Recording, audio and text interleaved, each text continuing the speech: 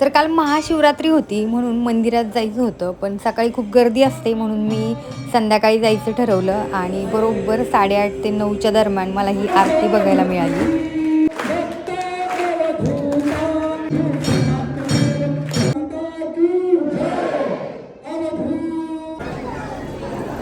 तर रात्री 9 वाजलेले तरी पण मंदिरात खूप गर्दी होती, कारण की शिवरात्रीमुळे सगळ्यांना सकाळचा टाईम भेटत नाही म्हणून सगळेजण संध्याकाळी येतात आणि छान असं महादेवांचं दर्शन झालेलं बघा.